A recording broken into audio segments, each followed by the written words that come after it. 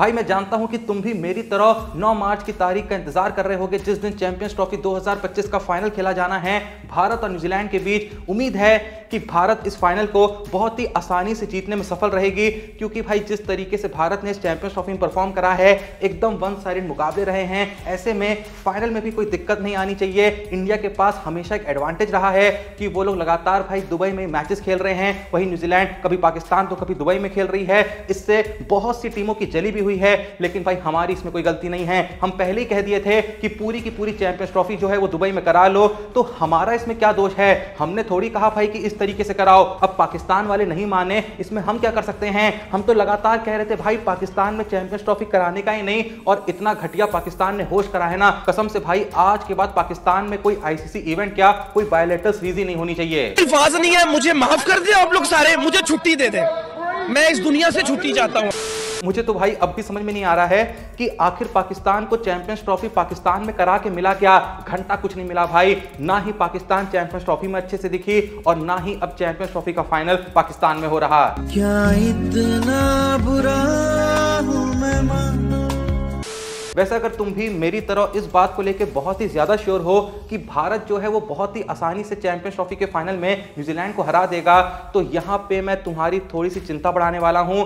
देखो भाई आज तक न्यूजीलैंड ने मेंस क्रिकेट के इतिहास में ना सिर्फ 2 ही बार आईसीसी ट्रॉफी जीती है और दोनों ही बार फाइनल में इंडिया को हराया है। साल 2000 में जब न्यूजीलैंड ने चैंपियंस ट्रॉफी जीती थी वहां भी फाइनल में सामने भारत की टीम थी। न्यूजीलैंड ने भारत को ही फाइनल में हरा के 2000 की चैंपियंस ट्रॉफी को अपने नाम करा था। उसके बाद 2021 का जो WTC का फाइनल था वहां भी न्यूजीलैंड ने भारत को ही फाइनल में हरा के WTC ट्रॉफी को अपने नाम करा था। पर यहां पे भाई खुशी की बात पता है क्या है। खुशी की बात यह है कि रोहित शर्मा जो है वो as a captain ICC tournaments के अंदर न्यूजीलैंड से आज तक एक भी मैच नहीं हारे हैं, तो भाई फाइनल भी क्यों हारेंगे। तो भाई मैं तो बहुत ही ज्यादा निश्चिंत हूं, क्योंकि मुझे लगता है कि जो फाइनल होगा वो एक वन साइडेड मुकाबला होगा। ज्यादा परेशानी यहां पे इंडिया को होगी नहीं, बहुत ही आसानी से इंडिया जो है वो न्यूजीलैंड को मात दे देगी। मैं तो भाई बस इस फाइनल में ये देखने के लिए बेसब्र हूं कि आखिर वो कौन सा प्लेयर होगा जो चैंपियंस ट्रॉफी 2025 में गोल्डन बैट लेके जाएगा, क्योंकि भाई इंडिया और न्यूजीलैंड दोनों में ही ऐसे प्लेयर्स दिखाई पड़ रहे हैं जो इस फाइनल में ऐसी पारियां खेल सकते हैं कि चैंपियंस ट्रॉफी 2025 का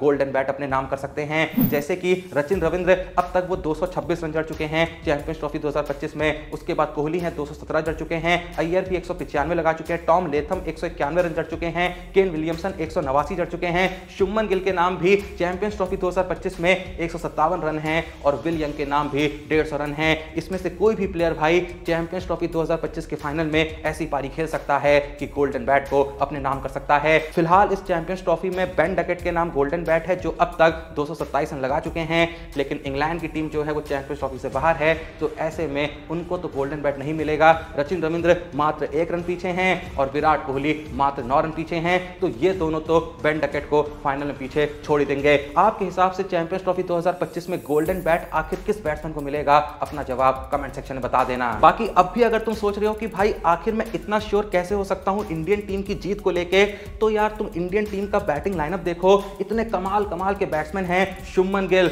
बंदे की ओडीआई एवरेज है 59.65, उसके बाद नाम आता है रोहित शर्मा का, उनकी ओडीआई एवरेज है 48.65, फिर आते हैं विराट कोहली, उनकी बैटिंग एवरेज 58.11, उसके बाद आते हैं अय्यर, उनकी भाई ओडीआई एवरेज 48.22, फिर केएल राहुल का नाम आता है, उनकी एवरेज भी 48.53 की है, और उसके बाद भाई जो हमारे पार्ट टाइम बैट्समैन भी है ना, जैसे कि हार्दिक पांड्या हो गए, उनकी भी एवरेज लगभग 33 की है और स्ट्राइक रेट ओडीआई में 111 की है। इवन जडेजा जो एक प्योर बॉलर हैं, उनकी भी बैटिंग एवरेज ओडीआई में 32 से ऊपर की है, और भाई हमारे अक्षर पटेल जिनकी ओडीआई में एवरेज भले ही 22 की है, लेकिन आराम से हर मैच में 40-50 रन जड़ जाते हैं। तो भाई अब अगर हम ऐसे बैटिंग लाइनअप के साथ चैंपियंस ट्रॉफी नहीं जीतेंगे तो कैसे जीतेंगे। बात तो सही है। वैसे भाई जहां ओडीआई एवरेज की बात चली रही है, तो यहां पे भाई हम केएल राहुल का नाम बिल्कुल भी इग्नोर नहीं कर सकते हैं, क्योंकि बंदे ने भाई हर बैटिंग पोजीशन पे एक अच्छी बैटिंग एवरेज अटेन करके दिखाई है। बंदे की ओडीआई में एज एन ओपनर पता है एवरेज कितनी है, 43.57 की। फोर्थ पोजीशन पे एवरेज है 55.80 की। उसके बाद अगर फिफ्थ पोजीशन की बात करें तो वहां पे भी बैटिंग एवरेज है 56.48 की, और जब भाई केएल राहुल को इवन सिक्स्थ पोजीशन पे भेजा गया, वहां पे भी केएल राहुल की एवरेज है 40 की। अब बताओ यार, इसके बाद भी अगर हम ये कहें कि केएल राहुल ओडीआई टीम में जगह डिजर्व नहीं करते हैं तो भाई लानत है हम पे। हाँ, मैं भी कई बार केएल राहुल को काफी ट्रोल कर देता हूं, क्योंकि ऐसी ऐसी जगहों पे अपना विकेट खो देते हैं जहां पे भाई पूरा जो मैच है वो डिसाइड हो जाता है उनकी विकेट की वजह से। लेकिन भाई फिलहाल अच्छा खेल रहे हैं, उम्मीद करते हैं कि फाइनल में भी एक कमाल की पारी खेलें ताकि एटलीस्ट केएल राहुल भी एक आईसीसी ट्रॉफी की जीत का हिस्सा बन सकें। उन्होंने 2023 ओडीआई वर्ल्ड कप में अच्छी पारियां खेली थी, हाँ फाइनल में थोड़ा सा हक दिया था, लेकिन फिर भी उस पूरे टूर्नामेंट में उन्होंने भाई कई अच्छी पारियां खेली थी, लेकिन एट लास्ट वो वर्ल्ड कप नहीं जीत पाए थे। इंडियन टीम वर्ल्ड कप नहीं जीत पाई थी। आईसीसी टूर्नामेंट इंडिया ने 2024 का T20 वर्ल्ड कप जरूर जीता, लेकिन वहां केएल राहुल टीम का हिस्सा नहीं थे। तो ऐसे में उम्मीद करते हैं कि इस बार जब भारत चैंपियंस ट्रॉफी जीते तो केएल राहुल इस टीम का हिस्सा हों। और भाई मैंने अभी भी कहा था ना कि बहुत ऐसे लोग हैं जिनकी इस बात से जली हुई है कि इंडिया अपने सारे मैचेस दुबई में खेल रही थी, लेकिन बाकी टीमें जो हैं उनको कभी दुबई जाना पड़ रहा था, कभी वो पाकिस्तान में खेल रहे थे। खासकर सबसे ज्यादा भाई इस बात से जली है डेविड मिलर की। उनके हिसाब से ये जो चैंपियंस ट्रॉफी 2025 रही, ये इंडिया के लिए बहुत ही ज्यादा फेवरेबल रही, बहुत ही ज्यादा यहाँ पे बायस रही टूर्नामेंट इंडिया के लिए, क्योंकि इंडिया अपने सभी मैच एक जगह पे खेल रही थी, लेकिन बाकी टीमें कभी यहां जा रही हैं, कभी वहां जा रही हैं। यही रीजन है कि कल के दिन डेविड मिलर ने खुला ये स्टेटमेंट दे दिया कि मैं दिल से चाहता हूं कि चैंपियंस ट्रॉफी 2025 का जो फाइनल है वो इंडिया नहीं न्यूजीलैंड जीते, ताकि ये जो बायस बना यहां पे रहा है इंडिया के लिए उसको थोड़ा सा सबक मिल सके। मिलर भाई, हम जानते हैं आपका दर्द, हम समझ सकते हैं, आपने बहुत कोशिश करी फाइनल में पहुंचने की, अब भी आपके जो जख्म थे वो गहरे थे 2024 T20 वर्ल्ड कप के फाइनल के, क्योंकि आपको वहां जीत जाना चाहिए था, लेकिन आप जीते नहीं, भारत वहां विजेता बन गई। तो ऐसे में वो एक रीजन भी है जिसकी वजह से आप चाह रहे हैं कि भारत जो है वो चैंपियंस ट्रॉफी का फाइनल हार जाए, लेकिन मिलर भाई हम हारेंगे नहीं। इन सबसे आगे बढ़े तो भाई कल के दिन एक बहुत बड़ी कंट्रोवर्सी भी हुई, जिसकी शुरुआत मोहम्मद शामी की एक्स वाइफ ने करी। जो हाल ही में इंडिया ऑस्ट्रेलिया के बीच सेमीफाइनल हुआ था, उस मैच के दौरान मोहम्मद शामी जो है वो बीच बीच में ड्रिंक्स लेते हुए नजर आ रहे थे, जिसके बाद उनकी एक्स वाइफ ने ये स्टेटमेंट दे दिया कि मोहम्मद शामी जो है वो एक एंटी नेशनल प्लेयर हैं, उन्होंने रोजा के वक्त पे यूं ड्रिंक्स पी ली, जो कि उन्हें करना नहीं चाहिए था, ये धर्म के खिलाफ है। भाई देखो, मैं ज्यादा ज्ञाता तो नहीं हूं किसी भी धर्म का बहुत बड़ा ज्ञाता नहीं हूं, लेकिन फिर भी इतनी सद्बुद्धि मेरे में है कि मैं ये जानता हूं कि जहां पे भी देश और धर्म में चुनना होगा, जहां पे भी आपको रिलीजन और कंट्री में चूज करना होगा, तो भाई मैं तो कंट्री को चूज करूंगा। बाकी किसी का क्या सोचना है मुझको नहीं पता, सबका अपना अपना सोचना है। तो यहां पे जो मोहम्मद शामी कर रहे हैं, भाई इंडिया के लिए खेल रहे हैं, इंडिया को रिप्रेजेंट कर रहे हैं, 50 ओवर का मैच खेलना है, बंदा बिना कुछ पिए बिना कुछ खाए पूरी एनर्जी के साथ खेल नहीं सकता है, अपना बेस्ट परफॉर्म नहीं कर सकता है। और भूलो मत कि ऑस्ट्रेलिया के खिलाफ जो सेमीफाइनल हुआ था, वहां मोहम्मद शामी ने 1 नहीं 2 नहीं 3 विकेट लिए थे। तो बंदा जब देश के लिए इतना कुछ कर रहा है, धर्म को फॉलो करते हुए अगर थोड़ी बहुत पूछ नीच हो भी जाए तो सब जायज है भाई। कोई ऐसा बहुत बड़ा कांड नहीं कर दिया है, किसी का नुकसान नहीं कर दिया है, किसी को बर्बाद नहीं कर दिया है, बर्बाद करा भी है तो दूसरे देशों को करा है, विपक्षी टीम को करा है अपनी बॉलिंग से। तो मुझको तो शामी पे बहुत प्राउड है। जो लोग असल में ऐसी बातें कर रहे हैं कि मोहम्मद शामी एंटी नेशनल है, सबसे बड़े एंटी नेशनल मेरे हिसाब से तो वो लोग हैं। आप लोग का इस मुद्दे पे क्या कहना है कमेंट सेक्शन में जरूर बताइएगा। इससे आगे बढ़े तो भाई कल के दिन ANI से बात करते हुए सूर्य कुमार यादव से रोहित शर्मा की फिटनेस को लेकर सवाल करा गया। उनसे पूछा गया कि वैसे तो रोहित शर्मा कैप्टेंसी कमाल की कर रहे हैं, बैटिंग में फॉर्म जरूर थोड़ा ऊपर नीचे चल रहा है, और इसी चीज को लेकर बहुत से लोग हैं जो उनकी फिटनेस के ऊपर सवाल खड़े करते हैं। आखिर आपका इस बारे में क्या सोचना है? सूर्य कुमार यादव इन एलिगेशंस का या फिर कहें इन सवालों का बहुत ही बेहतरीन तरीके से जवाब देते हुए कहते हैं कि अगर आप उन्हें एक कैप्टन के रूप में देखें तो पिछले 4 सालों में उन्होंने टीम को 4 आईसीसी ट्रॉफीज के फाइनल तक पहुंचाया है, जो कि एक बहुत ही बड़ी बात है। और अगर कोई इंसान 15-20 साल से क्रिकेट खेल रहा है तो यह भी एक बहुत ही बड़ी बात है।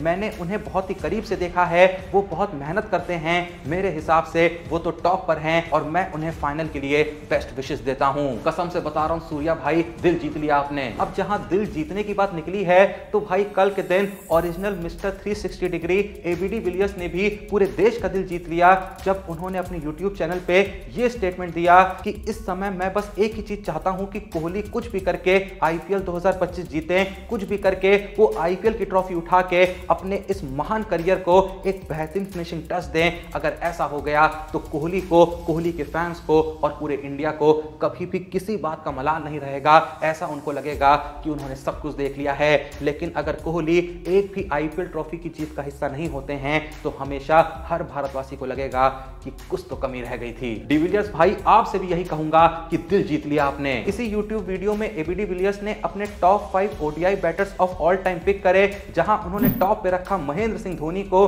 सेकंड पोजीशन पे रखा विराट कोहली को, थर्ड पे रखा सचिन तेंदुलकर को, फोर्थ पोजीशन पे रखा रिकी पॉन्टिंग को और फिफ्थ पोजीशन पे रखा जैक्स कालिस को। आप इन नामों में से कितने नामों से एग्री करते हैं कमेंट सेक्शन में जरूर बताइएगा। अब भाई, जहां आईपीएल 2025 की बात निकली आई है तो आओ जल्दी से तुमको आईपीएल 2025 की कुछ बहुत ही बड़ी और इंपॉर्टेंट अपडेट्स भी दे देता हूं।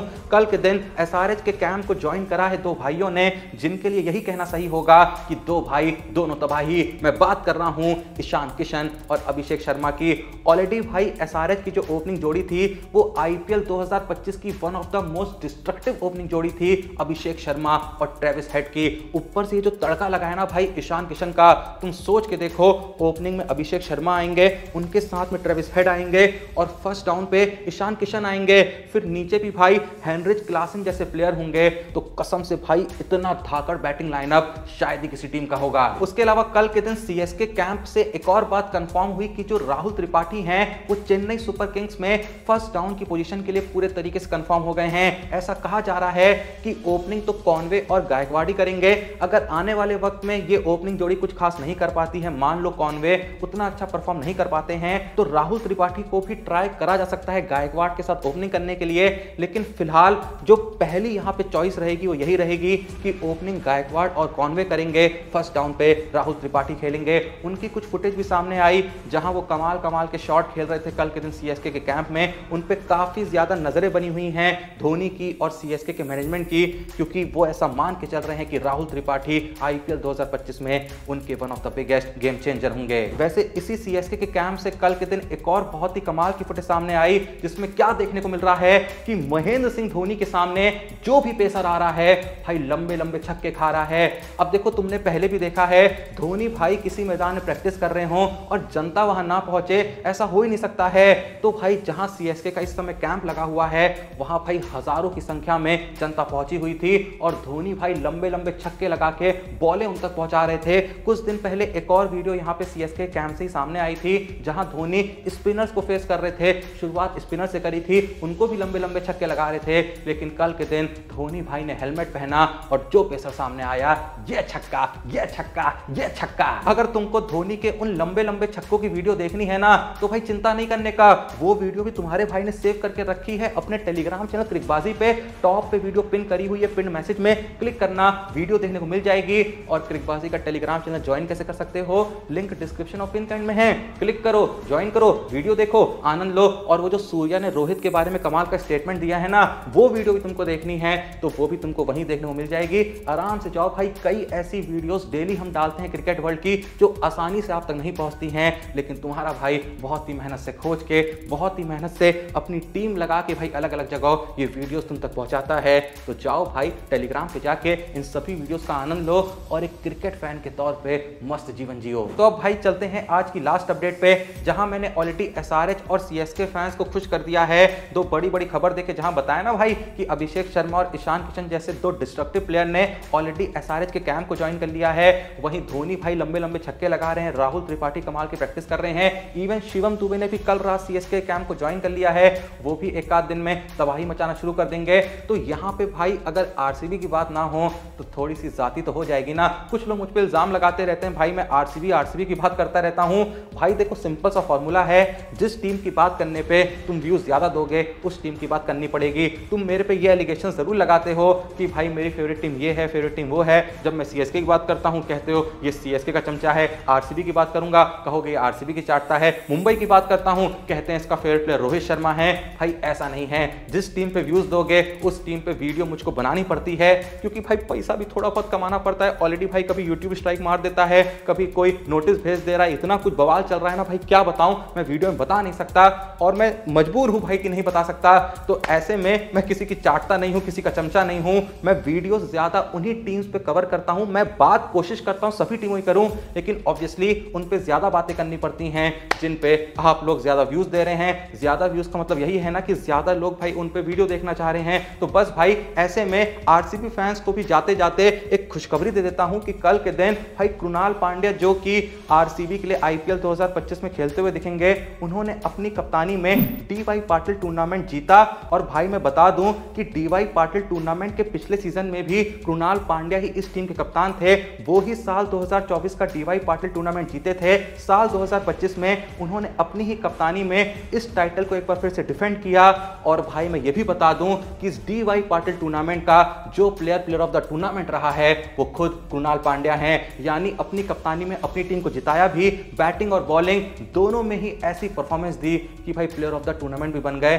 तो भाई अब कृणाल पांड्या बैटिंग बॉलिंग दोनों में चल रहे हैं, आरसीबी के लिए खुशी की बात होगी ना। पर भाई फिलहाल अंतिम सत्य तो यही है कि हम सबको खुशी तभी मिलेगी जब 9 मार्च को भारत न्यूजीलैंड को फाइनल में हराएगी और चैंपियंस ट्रॉफी 2025 की विजेता बनेगी। तुम्हारे हिसाब से कौन होगा चैंपियंस ट्रॉफी 2025 के फाइनल का हीरो? कौन होगा जो चैंपियंस ट्रॉफी 2025 के अंत होने पे गोल्डन बैट और गोल्डन बॉल जीतेगा?